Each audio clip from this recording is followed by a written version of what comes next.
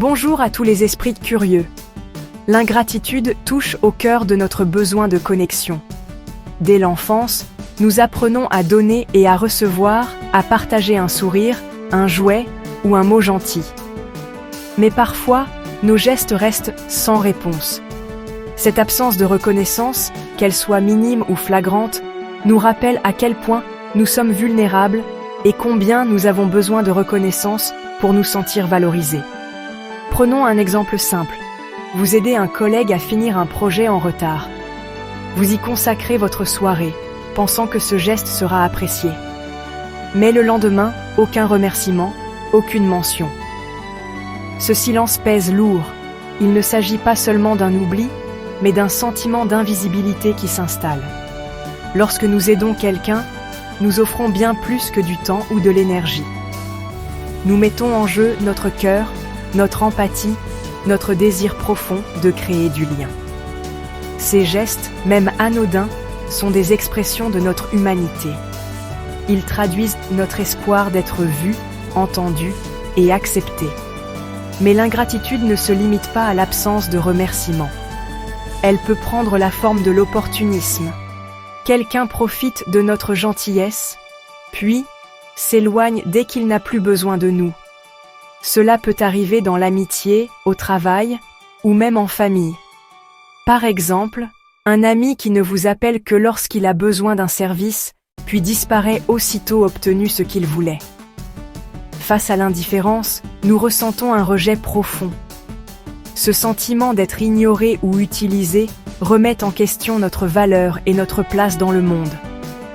Il peut s'agir d'un collègue qui s'attribue le mérite de notre travail ou d'un proche qui minimise nos efforts.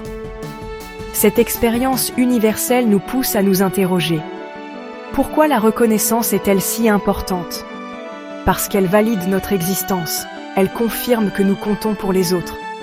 Sans elle, nous pouvons sombrer dans le doute, l'isolement, voire la tristesse.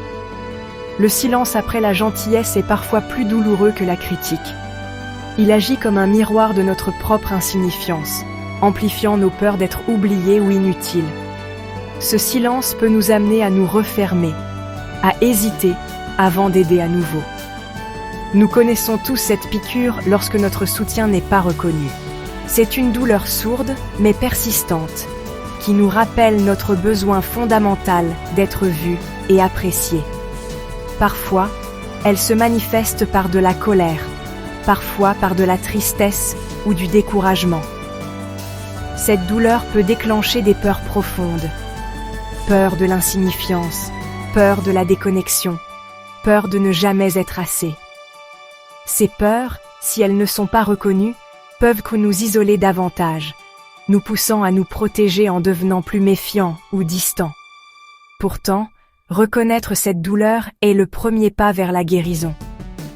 En acceptant nos émotions, en les nommant, nous commençons à nous libérer de leur emprise.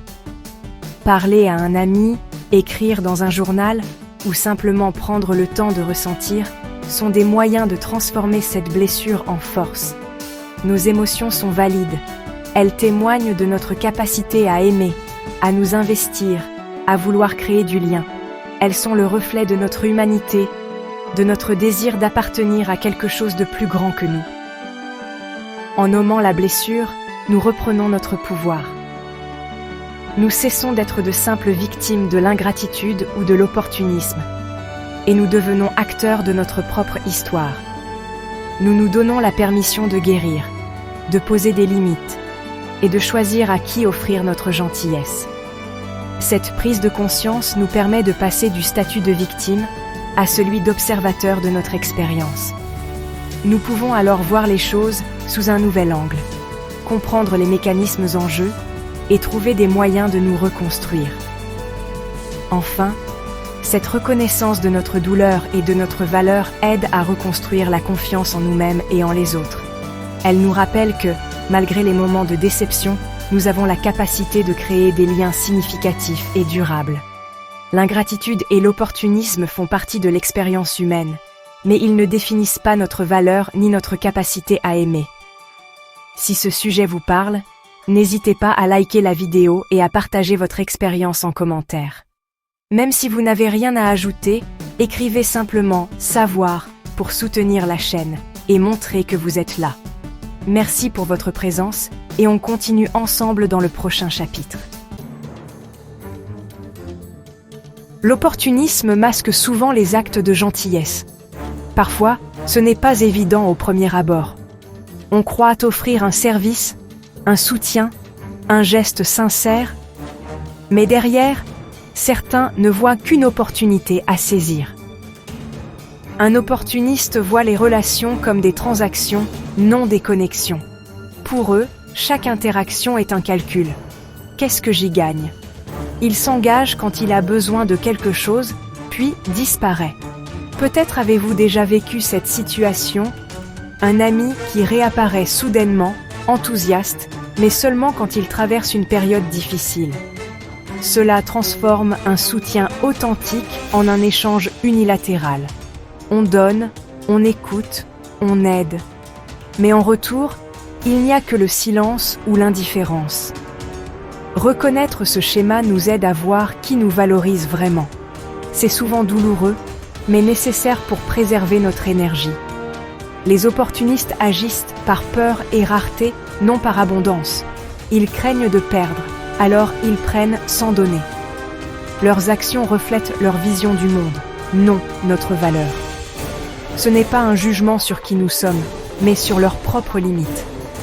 Nous apprenons à investir notre énergie là où elle est valorisée, non consommée. C'est un choix conscient, parfois difficile, mais libérateur. Cette leçon douloureuse enseigne le discernement dans nos relations.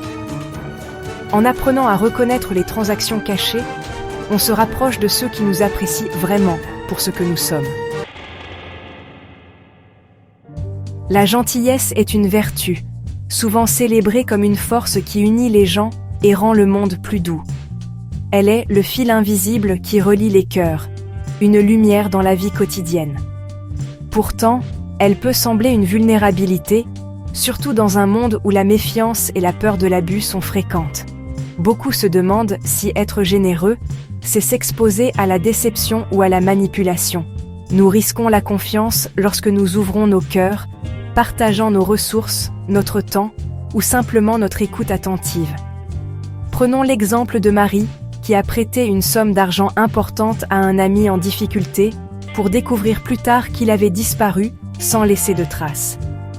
La confiance brisée nous fait questionner la gentillesse elle-même. Parfois, une expérience douloureuse peut nous pousser à douter de la valeur de notre générosité. Les psychologues expliquent que cette méfiance peut être une réponse naturelle à la trahison, un mécanisme de défense pour éviter de futures blessures. Nous pourrions construire des murs pour nous protéger, mais à quel prix ? Se protéger peut signifier se priver de relations profondes et authentiques. Par exemple, Jean, après avoir été trahi par un collègue, a cessé de partager ses idées au travail, perdant ainsi des opportunités de collaboration enrichissantes. Restreindre la générosité limite la vraie connexion et la joie. Les moments de partage sincère sont ceux qui nourrissent l'âme et créent des souvenirs précieux. Pensez à ces repas de famille où chacun apporte un plat, créant une atmosphère de partage et de bonheur collectif. La gentillesse a besoin de sagesse et de limites pour être durable. Savoir quand donner et quand se préserver est un art qui s'apprend avec le temps. Les experts en psychologie positive soulignent l'importance de fixer des limites claires pour éviter l'épuisement émotionnel. Dire non est de l'autopréservation, pas de l'égoïsme. C'est reconnaître ses propres besoins et respecter ses propres limites. Par exemple, Sophie, une infirmière dévouée, a appris à dire non à des heures supplémentaires pour préserver sa santé mentale et physique. La vraie générosité vient de la plénitude, non de l'obligation. Elle naît d'un cœur comblé, capable de donner sans se vider. Les recherches montrent que les actes de générosité authentique augmentent le bien-être et la satisfaction personnelle. La vulnérabilité est courage, non faiblesse. Oser être ouvert, c'est faire preuve d'une force intérieure remarquable. Les histoires de groupes de soutien montrent comment le partage de vulnérabilité peut renforcer les liens et créer des communautés résilientes. Nous devons être discernants avec notre gentillesse, choisir avec soin à qui et comment nous l'offrons pour qu'elle reste une source de bonheur. Par exemple, Paul, après plusieurs déceptions, a appris à offrir son aide à ceux qui l'apprécient vraiment, trouvant ainsi un équilibre entre générosité et protection de soi. Notre gentillesse est précieuse. Nous choisissons où l'investir, comme on sème des graines dans un jardin, espérant voir fleurir la confiance et la gratitude. Les études montrent que les actes de générosité ciblés et réfléchis ont un impact plus durable et significatif. Nous pouvons être à la fois gentils et sages, ouverts et avec des limites. C'est ainsi que nous construisons des relations solides et équilibrées.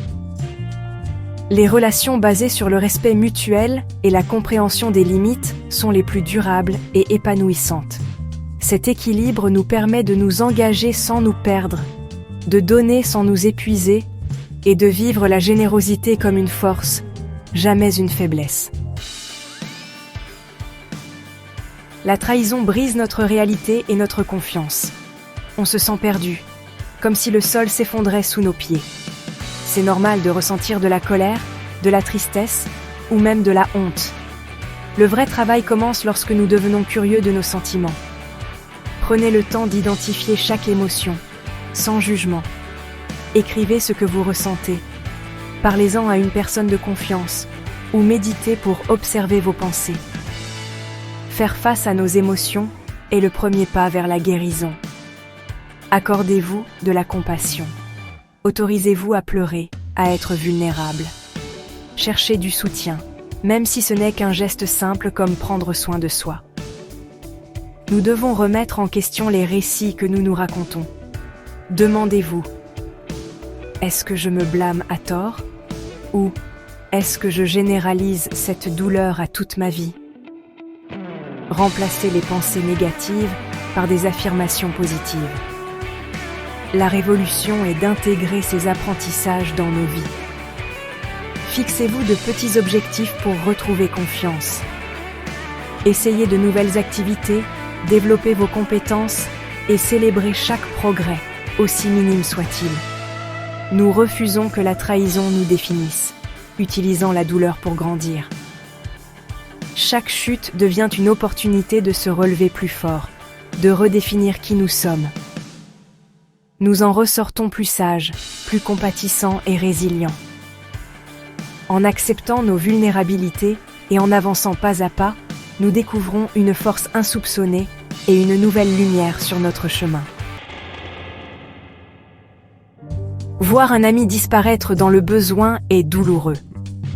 C'est souvent dans les moments sombres que l'on découvre la véritable nature de nos relations.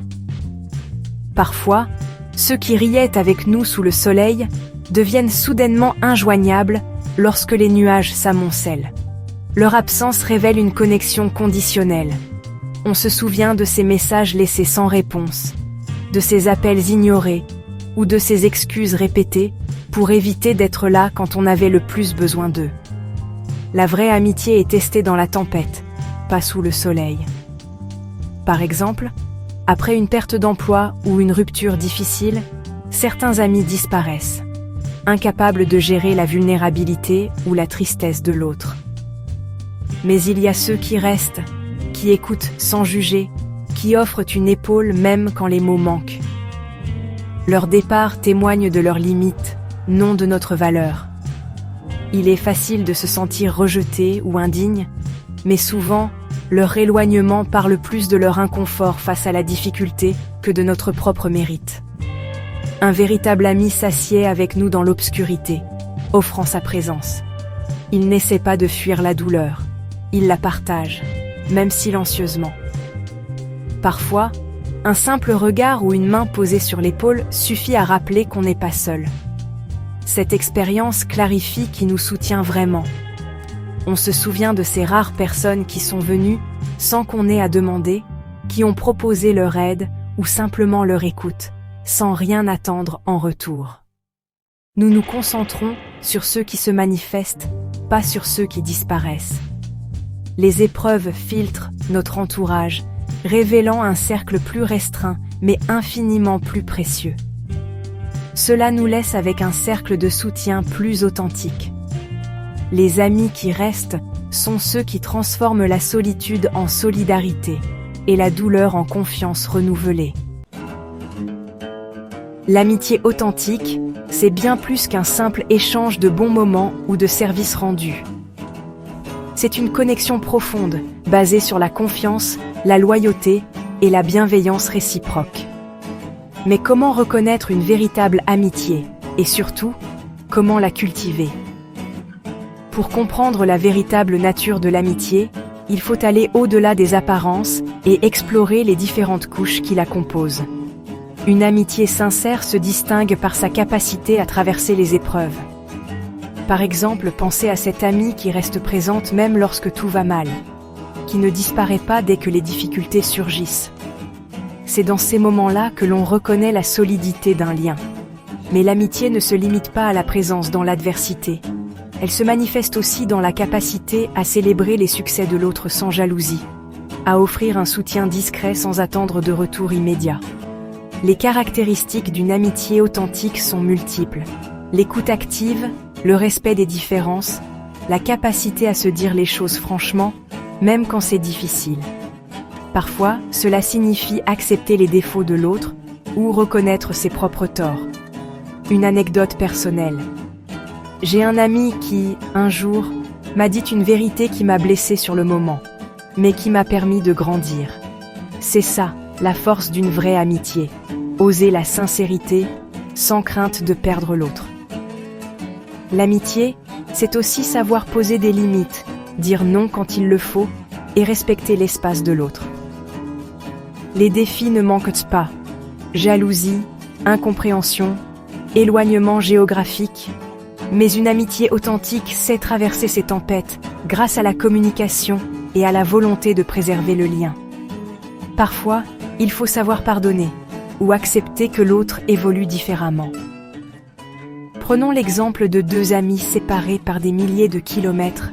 Malgré la distance, ils continuent à se soutenir, à partager leurs doutes et leurs joies, prouvant que la proximité émotionnelle prime sur la proximité physique. Les bénéfices d'une telle relation sont immenses. Soutien inconditionnel, sentiment d'appartenance, confiance en soi renforcée. Les amis authentiques nous aident à devenir la meilleure version de nous-mêmes. Ils sont là pour nous rappeler nos qualités quand nous doutons, pour nous encourager à sortir de notre zone de confort et pour nous ramener à la réalité quand nous nous égarons. Pour reconnaître une amitié sincère, posez-vous ces questions. Est-ce que je peux être moi-même avec cette personne? Est-ce que je me sens soutenue, même dans mes faiblesses? Est-ce que la réciprocité est présente, ou est-ce toujours à sens unique? L'amitié véritable implique un équilibre. Chacun donne et reçoit selon ses possibilités et ses besoins du moment. Pour cultiver une amitié authentique, il faut investir du temps, de l'écoute, et parfois, savoir faire le premier pas pour renouer le dialogue. N'hésitez pas à exprimer votre gratitude, à célébrer les petites victoires et à être présent, même dans les silences. Parfois, il s'agit simplement d'envoyer un message pour prendre des nouvelles ou d'écouter sans juger lorsque l'autre traverse une période difficile. En fin de compte, l'amitié authentique est un trésor rare qui se construit jour après jour dans la simplicité et la sincérité. Prenez soin de vos vrais amis, car ce sont eux qui rendent la vie plus belle, même dans les moments les plus sombres. Rappelez-vous, une amitié solide ne se mesure pas à la fréquence des rencontres, mais à la profondeur du lien, à la capacité de traverser ensemble les hauts et les bas, et à la volonté de grandir côte à côte, malgré les aléas de la vie. Les limites sont des portes compatissantes, pas des murs. Elles nous permettent d'ouvrir notre vie à ce qui compte vraiment, tout en gardant à distance ce qui nous épuise. Dire non, ce n'est pas rejeter l'autre, mais se choisir avec bienveillance. C'est offrir à soi-même la permission de respirer, de se reposer et de se respecter. Mais comment faire concrètement? Sans limite, nous nous sentons rancuniers et épuisés. Nos journées deviennent lourdes, nos relations se teintent de frustration et notre énergie s'amenuise. L'absence de limite nous pousse à donner plus que ce que nous avons, jusqu'à nous oublier nous-mêmes. J'ai moi-même vécu cette spirale, dire oui à tout, jusqu'à ressentir un profond épuisement, et parfois même de la colère envers ceux à qui je voulais simplement plaire. Fixer des limites commence par la conscience de soi. Prendre le temps de s'écouter, de reconnaître ses besoins, ses émotions et ses limites personnelles est un acte de courage. Un exercice simple, chaque soir, notez une situation où vous auriez voulu dire non. Demandez-vous pourquoi c'était difficile et ce que vous auriez aimé exprimer à la place. Cela demande de l'honnêteté envers soi-même et de la patience pour apprendre à se connaître. Nous devons connaître nos limites et les communiquer clairement. Exprimer ce dont nous avons besoin, sans peur de décevoir, c'est se donner la chance d'être compris et respecté. Un conseil, préparez des phrases simples comme « Je ne peux pas cette fois, mais merci de penser à moi » ou « J'ai besoin de temps pour moi ce soir ». La clarté dans nos paroles construit la confiance autour de nous. Dire non est un acte de respect de soi, pas d'égoïsme. C'est reconnaître que notre temps et notre énergie sont précieux. Pour s'entraîner, commencez par de petits refus dans des situations à faible enjeu, comme décliner une invitation à un événement qui ne vous tente pas.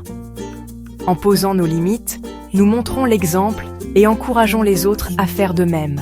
Les limites construisent dans des relations saines et durables. Elles créent un espace où chacun peut s'exprimer librement, sans crainte d'être envahi ou négligé. J'ai vu des amitiés se renforcer après avoir osé dire non, car l'authenticité nourrit la confiance. Les liens deviennent plus authentiques et profonds. Les limites nous permettent de donner par choix, non par ressentiment.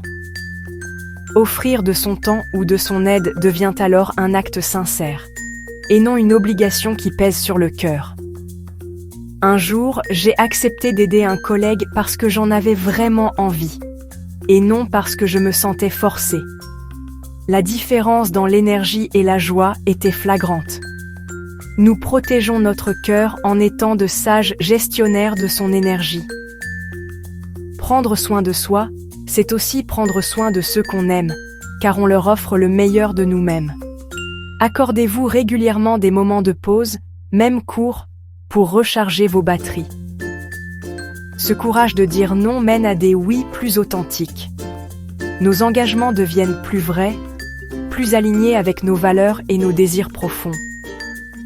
Vous verrez que chaque non ouvre la porte à un oui qui a du sens. Nous nous alignons avec les personnes et les engagements qui comptent vraiment, et notre cœur s'ouvre à une vie plus riche, plus paisible et plus épanouissante. Osez dire non, pour mieux dire oui à vous-même et à ceux qui vous sont chers. L'antidote à l'ingratitude est l'authenticité. Cela signifie oser exprimer ce que l'on ressent vraiment, même si cela ne plaît pas à tout le monde. Chercher l'approbation peut nous amener à nous trahir. Par exemple, dire oui alors qu'on pense non, ou cacher nos opinions pour éviter le conflit. L'authenticité, c'est embrasser qui nous sommes, pas qui nous devrions être. Cela commence par reconnaître nos besoins, nos limites et nos valeurs. Cela demande du courage de se montrer honnêtement et avec vulnérabilité. Oser dire « je ne sais pas »,« je me suis trompé » ou « j'ai besoin d'aide » crée des liens plus profonds. La vraie intimité naît de l'imperfection partagée et de l'acceptation.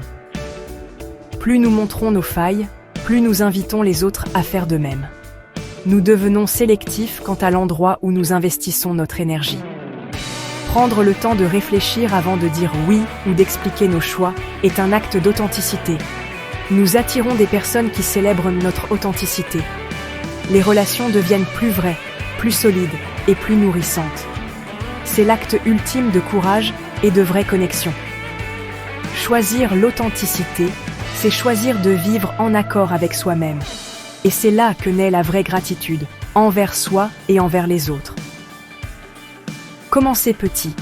Exprimez une vérité, posez une limite ou partagez une émotion. Chaque pas vers l'authenticité vous rapproche de relations plus profondes et d'une vie plus alignée. Merci d'avoir regardé. Si tu veux faire partie de la prochaine exploration, pense à t'abonner et à activer la cloche de notification. Et comme toujours, continue à apprendre.